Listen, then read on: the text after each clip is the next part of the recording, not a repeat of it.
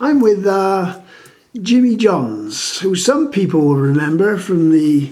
Here's a JEP, which I happen to find in my store box. Hold that up, Jim. Just see what that is. People remember.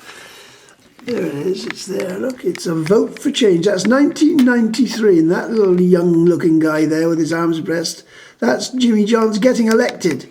And it's especially interesting. It says six sitting deputies ousted as Jersey swings to the young and green. Now that's today, isn't it? But that's 1993. Yeah. And that's the same aspirations which so many people have today, isn't it? We want to change states, and we want a green. We've got to. Climate change. Yeah. It's written into the manifesto now. This is supposed to be what we're going for.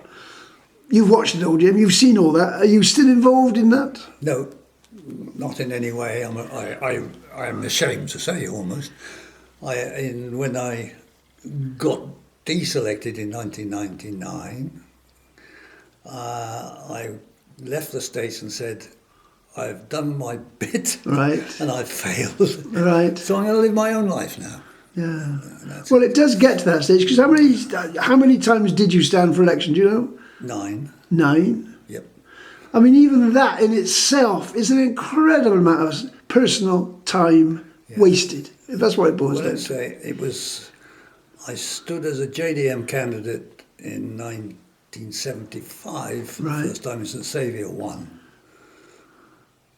up against the city constable, Jack Roach, I think his name was, who beat me. But I had a respectable number of people who actually voted. 300 odd people voted for me. The huge, great strangeness about all this. This is the hero of the JDM. It's old Norman de Brock, whose picture is here. Yeah. Now, there's his death, unfortunately, which is... People love to celebrate people when they're died. I'll just put him up in front of the camera if I can get him there. Yeah. I don't know. There he is. There's Norman. Good picture of Norman. Everything is forgiven once you die, aren't you? You become a hero, and it's safe to be a hero. Correct. Now, you just disappeared, unfortunately, when you politically died. You gave up, you lost your seat and so on. Yeah. But you're not remembered. Yeah. But you met all these key people in the post-war, the occupation, the recovery from liberation, the Norman de Brocks. He was a hero, but after the election 1948, he became the communist threat. Yeah. Persona non grata. Exactly, along with a load of other people. With Chris Wakeham, Stella Perkins were great. I worked with them as chairman of the JDM from 69 to 88, I think it was, when I made a decision to leave. I either had to choose not to try and get elected again, or continue with the JDM, which I knew was dying under my feet almost. There's only Chris Wakeham and I sort of left at that point. The socialist label then, how damaging was that? Oh, huge in the island. Was it? There was no distinction, no graduation between communist and Tory or supporter of the current system. There was no graduation. You were either one or the other. And that's been the same in Jersey all my life. All the time. Which were the strong lobby? I mean, it's very difficult because it's not a party system then, and it's not really a party system now. Yeah. But then there were always the constables. There was always the 12 constables. Yeah. There were then 12 senators. Yeah. When did the system change? 12 senators and 30 odd. That's right. Deputies. So where was the power in this? Where did it manifest itself? So the power lay in the bailiff's office, centrally, supported by the senators. Right. And particularly the Policy and Advisory Committee, PAC, which was the cabinet of the day, if you like. Right. And the bailiff consulted when he wanted to, when he had to, with the senior politicians and vice versa. And the House, the States, was asked to sort of ratify decisions made there. Because the strange thing is, when Colin Powell came over, what I find very strange, 68, 69, which is when you first started your campaigning, I think. Right. Now, he did research on that, which was very thorough as an economist, newly arrived economist from the UK, or they're dreadful people from the UK now, I mean, it's terrible. But he gave the figures. that finance was a very small part of the economy. time. Farming was still a huge part of the economy. That's right. And tourism, of course, was the top of the economy. Yeah. How things have changed. And they changed almost, you could see it through my years with the JDM. Could you? As the only sort of opposition party. I mean, we were a party, we called ourselves a party, never accepted by the establishment as a party at all. But the only organised opposition to what the states were doing, particularly in the realm of the non-supply of decent housing. That was one of the main themes going through, and the total undemocratic nature of the States Assembly itself. Were you paid when you first got? When I first got in, yes. But when you first stood for election, No. no pay. No pay. And it was us, Norman mainly, in the lead, but the JDM calling them out for the unfairness and the undemocratic nature. They should be ashamed of themselves, because the only people who could afford it could afford to stand actually for election. Well, they still use that as an argument against people who were better because they weren't paid. Yeah, they still use that argument. Exactly. It's incredible, isn't it? That's the legacy of those times. So the JDM, I think, well, I would claim this, wouldn't I, as chairman all that time, was largely responsible for shaking them, pointing out what was how the rest of the world viewed them. Right. You see, that's the strong argument. If Jersey is doing something unfair, It's the reputational damage which seems to worry them more than anything else, doesn't it? Precisely. Isn't it strange? Exactly. But did farmers traditionally worry about reputational damage? It's only the finance industry, isn't it? Tourism, to some extent, they want the cleanest beaches in the world. I understand that. But reputational, I don't get farming, it. so long as they've got a market. Yeah. They really don't mind. I have some friends who are actually in the farming business, and politics really doesn't bother them until it gets in the way. Well, the trouble is with farming, it will disappear. It is dying. I mean, it is dying. Yeah. And I feel very sorry for it. Like they keep the fields looking green, and make it keep it picturesque. Yeah. But apart from the white plastic, the pollution and the plastic, all those we have to forget all that. We mustn't consider that. No. Anyway, that was. Did you ever get any? I mean, I'm intrigued by this structure. You came in campaigning 60s, and you came as an outsider. Being an outsider, were they very hostile to you? First boat in the morning. If you don't like it, there's a boat in the morning. That was constantly. And must say, had I been an islander, I could understand it. Would you? Yes. I mean, I think it now when you get somebody coming in new and starting to pontificate about what's wrong with the island. You think first, well, why are you staying here? Where you come from? Where you came in the 60s? From where? From England. Yeah, from England. I thought you were Welsh. Half Welsh. My father's Welsh. Do you feel nationalist support for Wales when they're playing rugby? Are you Welsh? Are you? Yes, I'm a Welshman to the core. Well, I get none of that. I come from Bristol. I don't know why it is, but Bristol traditionally was a great centre of political activity. But I don't relate to it. To nationalism in any You way. see, no, so this nationalism has always been a puzzle to me. Why do people? I don't know. It's an emotional thing. It's not open to logic at all. It's simply, in a way, it's a need to belong somewhere, to belong to something. Well, it's what the triads say when they stop saying, where do you belong? If you don't belong to the right group, you get a knife shoved in your belly. Well, I hope we don't take it to that extent in Welsh rugby, but well, I don't know. Is that just a game? It is serious, you think? It is serious stuff. You don't think it's just a bit of play? It is for me. Yeah. And I don't take it at all seriously. I don't identify as Welsh or English or I'm British. Right. And even that doesn't raise I'm not.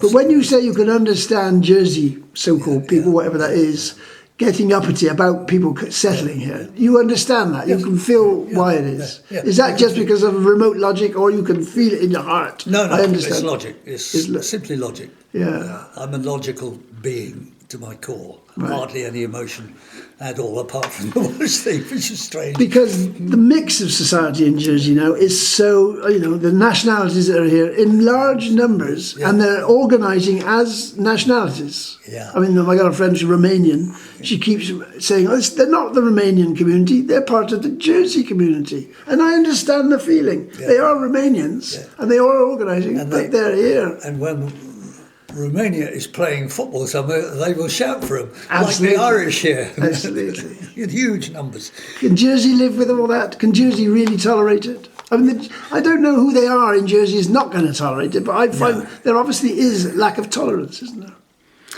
Lack of tolerance, yes, there is, for if you try to interfere with their traditional setup. That's where the resistance comes in, and that's what we had when we tried to change for example, what happens on voting night, on election nights, the conga lines that form outside every reporting office where you had to try and get to vote. We used to have people say, I'm not going to vote. They get pulled over. Every candidate has got his supporters with a long line walking into trying to get to vote through that lot. People simply wouldn't go. With Eli Lacornu, who was one of he left Jersey, he got fed up with, he couldn't stand with all the hassle, so he went to England. He's still alive. I've interviewed him a few times, but he referred to the actual maliciousness. They actually did attack people, like his motorbike got daubed with paint and they used to put slow. Did you ever experience that? No, wouldn't surprise me if that happened. We got what tipped me, because I this is the local setup, and if I'm going to get involved, I put up with it. Well, what tipped me was a lady, nice little old lady who I persuaded to come and vote for me. She was a Jersey girl, Jersey lady. And I talked to her a long time and persuaded her I was a nice guy and I was worth a vote and all that. And I said, would you like me to take you to the poll? She said, no, I'll be out, I'll come at about tea time. And she got as far as the conga line and turned around. Did she? Yeah, she couldn't face it. No. So it was the JDM, this will be disputed, it was the JDM who I actually wrote to the I submitted papers to the Privy Council about the conduct of the JEP at election time in Jersey, and this was one of the things I was able to point out. I had lots of evidence. Remember, they used to still started doing it again. I noticed the odds on who's going to top the poll business. What do you feel when you're 250 to 1? People are going to vote for you? No, that's right. It sort of rather declares it. Because people love to back the winners, don't they? Yeah, this was very true, of course, in the senatorials, as was. That's right. To get the winning 6 or 8, whatever it was. In the right order. That was like winning the polls, wasn't it? That's right. So I wrote a submission to the Privy Council about the way Jersey's elections were undemocratic and would be frowned upon strongly, and even in UK, in Parliament. I got an acknowledgement, a receipt of the documents, but I never heard anything. But within a couple of months, the JEP no longer did that. Oh, really? Yeah. They no longer did the behind the scenes things happened. Things happened, and the bailiff's office actually wrote a document recommending what happens at election stations on election day: not to do this, not to do that. I mean, I think the role of the Crown officers, for all sorts of reasons, is very dubious over the years. They've had too much power. They're not elected. They got their fingers in too many pies. Absolutely. Yeah, absolutely. It's not something you can campaign on, though, is it? No, you never get proof. No. You could never say, I know this for a fact. Right. Yeah. The only thing I know for a fact is that my proposition got ignored.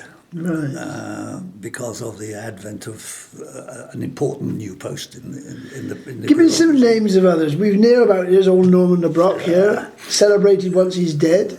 Yeah. I mean, he was celebrated to an extent. They named a lifeboat or something after, or after. You know, people with memorials. I mean, they still like memorials of the good and the great. Norman's got a minimalist memorial in place.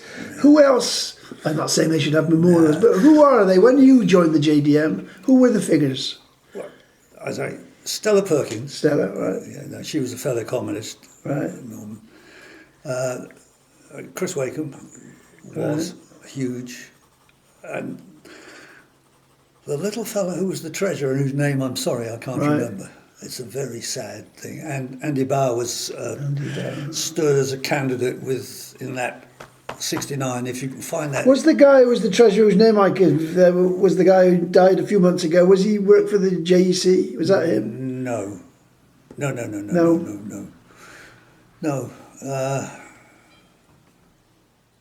If I remember it, I'll give you a call. Because who was Mrs. Defoe? Because she got elected fairly early on, did she? Joan Defoe. Joan Defoe. She always boasted that she was the only Tory in the JDM. Right.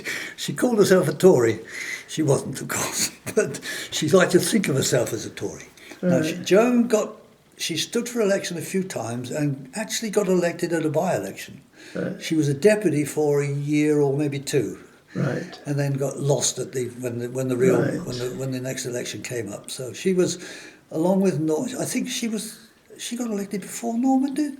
No, after Norman did. Norman got elected in 71 or 73 at a by-election first, I think. John Bauer, did he ever stand for a seat? John Bauer, Andy Bauer. Andy Bauer, yeah. Yes, he was on that. If you look up that photograph, he's there. Right. He's one of the ones. He stood for election in St Helier.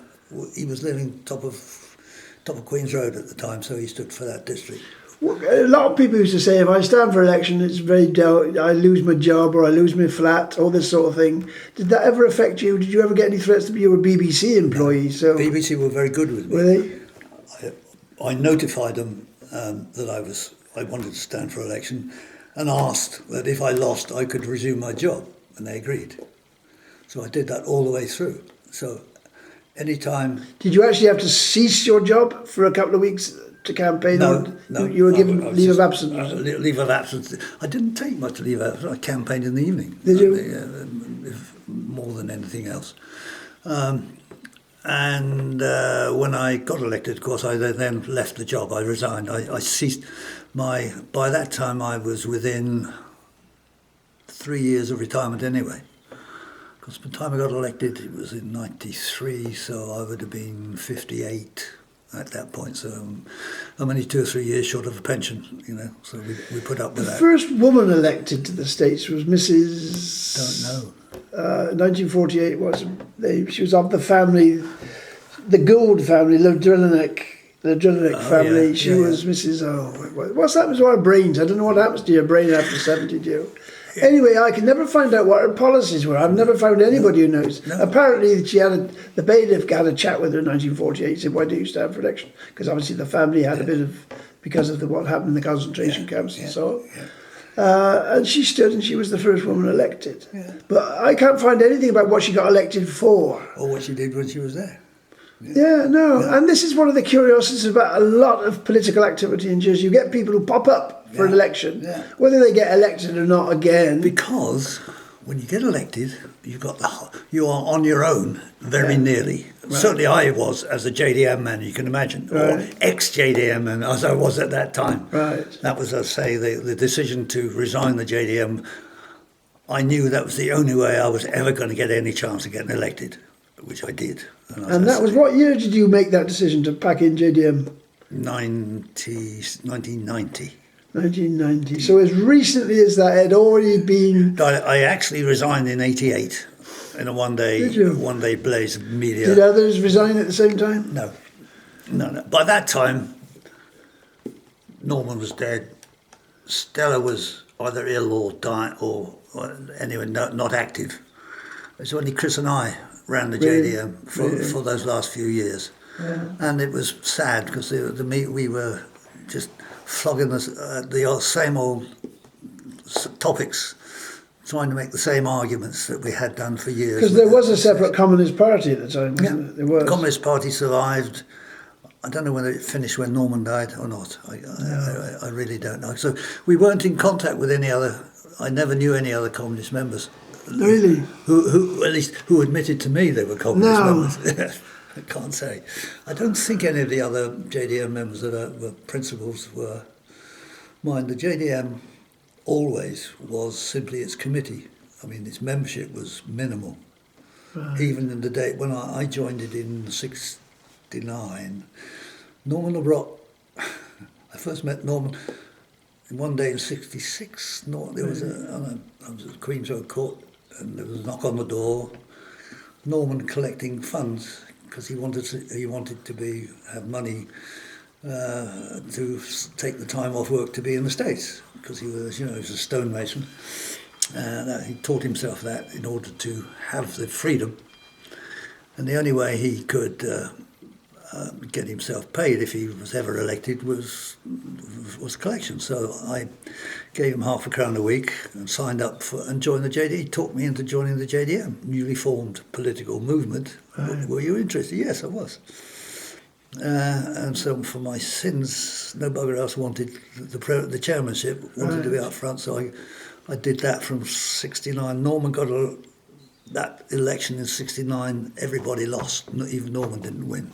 The name I was trying to think of, it was Charlie Blompe. I thought he was... Blompe. Charlie Blompe. He's that's just right. Died a few months ago. Yeah, Charlie. He's died, has he? He's gone. He was the treasurer. Yeah, treasurer. I thought that's who you meant. Yeah, that's right. He was the treasurer at the time. Yeah. It's strange because, like now, for example, the Chamber of Commerce has been sort of canvassing for possible politicians, and the Institute of Directors have been put. Now, people don't see them as parties, do they? They don't see the Institute of Directors as a political party, but they're blatantly a political party. They organise in great detail. Absolutely. At election time, who we're going to support, all this. Absolutely. And the farmers used to do that. The farmers, if you were a candidate, you'd get called to a meeting with the farmers, so they could grill you. That's right, precisely.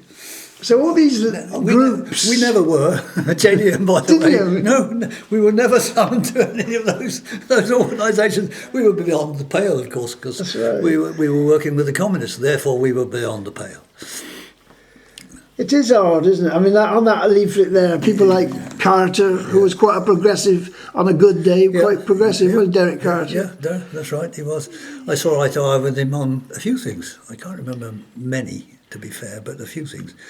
And then he got he had his day in the States where he lost all credibility, as I did later on, and then disappeared off the scene to France, as you say, and then died. I heard. I don't know what happened to him. I mean, on there it says about green candidates. So that's 1993. Green candidates. The guy at St. Juan's was was president of IDT for a while. Oh, you mean my president?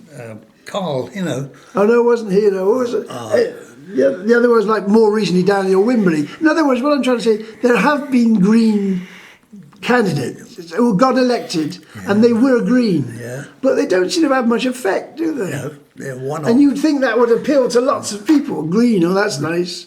Yeah. No. And the tree huggers themselves, like Jersey and they don't put candidates up. No. National, what they call them, the national. Was the big organisation. National Trust. National Trust. I fully expected to be running against National Trust candidates at some point. Never was. I mean, that used to amuse me. He used to get the Birdman, whatever his name was, Mike Stenterford. Yeah. He used to endorse people's... Nobody he endorsed ever got elected. I thought, well, this is the only thing. He endorsed me once. Did he? Yes. That was the election after I left the JDM and before I got in, the election of 1990. I just failed, and he'd endorsed me that year. There's this great contradiction. I mean, the place here, the gardens here are wonderful. There's not enough people who feel that way in Jersey. There's a core of people, and there are cores of lots of things, environmental within Jersey. The people who plant trees. There's another group I also great admiration for. I try to get them interested up here, but he won't answer my calls anymore. That's another matter. Well, they're trying to wild large areas of Jersey. Wild them, let them go wild. Yeah. Well, I mean, if there's anything going wild, they'll build on it, won't they? Obviously, if it's got no agricultural claim, somebody will say a stronger claim is to build housing, and I'd be sort of in that group. But I'd love to see. When I went to Guernsey 2 years ago, when you could travel, I was amazed that lots of areas of Guernsey are more or less wild. Yeah, it's amazing, and they look fabulous. That's right. I agree fully.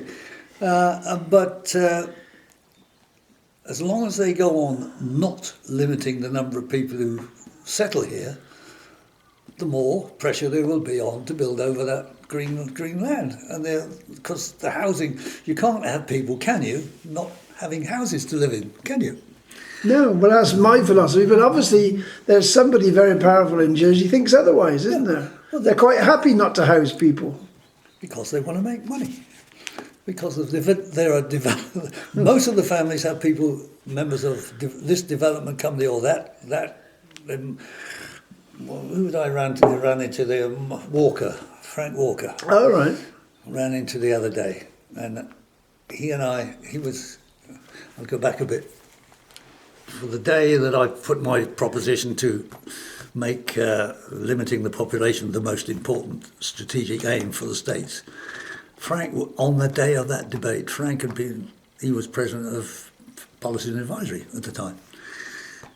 And he actually stood up to contribute to oppose me and said, I hadn't realised till this moment how devastating this could be. He'd only had it was in front of him for a year and a half or something before.